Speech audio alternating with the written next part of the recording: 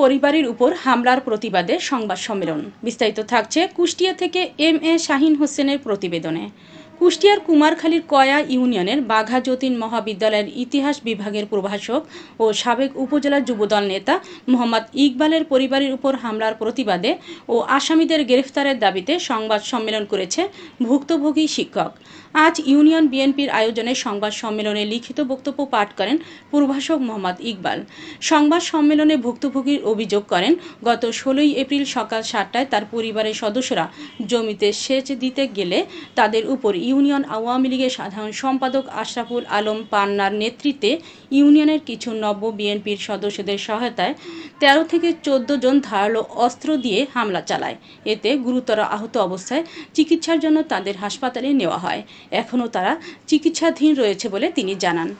এমতো অবস্থায় নব্য বিএনপির সহায়তা থাকায় আসামিরা প্রকাশ্যে ঘুরে বেড়ালেও তাদের গ্রেফতার করছে না পুলিশ। এজন্য তিনি পুলিশ প্রশাসনের পাশাপাশি দলের জেলা ও উপজেলার নেতৃবৃন্দদের কাছে বিষয়টি দেখার দাবি জানান। 17 বছর যাবৎ এই আওয়ামী লীগ সরকার দ্বারা নির্যাতিত। আমি 1997 সাল থেকে ক্লাস 9 থেকে ছাত্র রাজনীতি করি ছাত্র দলের। আমি কয়া ইউনিয়ন ছাত্র দলের সভাপতি দায়িত্ব পালন করছি এবং কুমারখালী থানা ছাত্র দলের সহসভাপতি ছিলাম। বর্তমানে যুব দল করছে। এখন কয়া ইউনিয়ন বিএনপির আহ্বায়ক কমিটি, কয়া ইউনিয়ন বিএনপির সদস্য প্রার্থী হিসাবে গণসংযোগ চালাচ্ছে।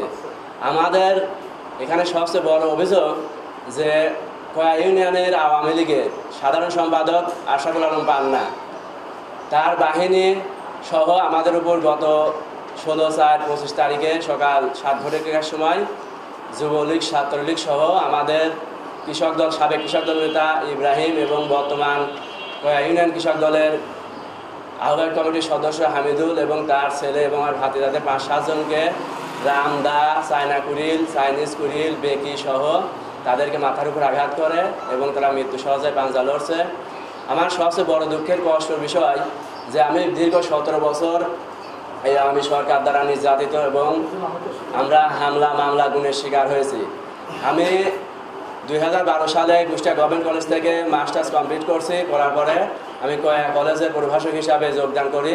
দুঃখের বিষয় যে আওয়ামী দোসর আওয়ামী লীগের সাধারণ সম্পাদক পান্না এবং কয়া কলেজের সভাপতি আওয়ামী লীগের তাঁতি লীগের সভাপতি সহসভাপতি চুন্নু আমার এখনও এমপিও করিনি।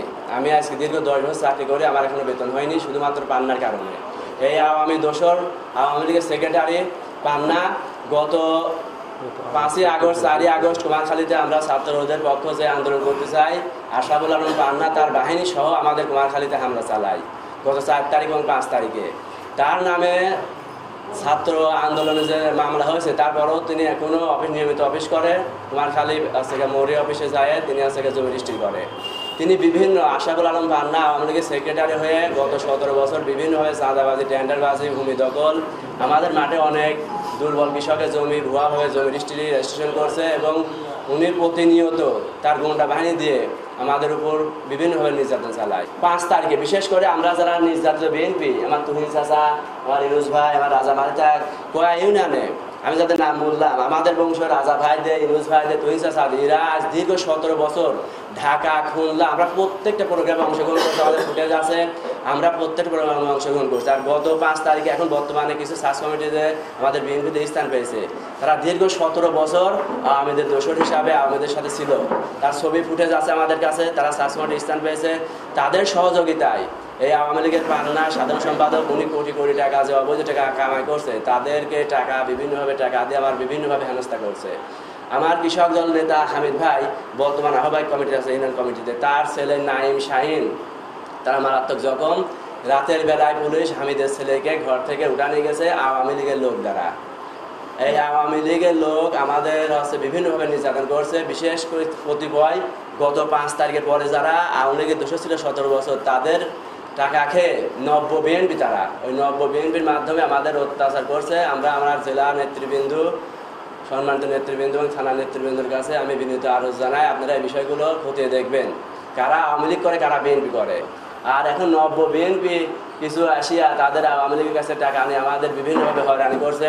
আমরা প্রশাসনের দ্বারস্থ হয়েছি, প্রশাসনের কাছে আমরা মামলা করছি, এন্ট্রি করছি, কিন্তু তারা আমাদের মামলার কোনো আসামি গ্রেপ্তার করেনি এখনও। আমরা বারবার তাদের সহযোগিতা চেয়েছি, কিন্তু সহযোগিতা পাইনি। তারা কি করছে, পান্না টাকা দিচ্ছে, কিছু নব্য বিএনপি তাদের টাকা নিয়ে প্রশাসন যায় আমাদের উপরে হামলা দিয়ে জাবর দিচ্ছে, আমাদের মাঠে ঘর বাড়ি থাকতে দিচ্ছে না আমাদের।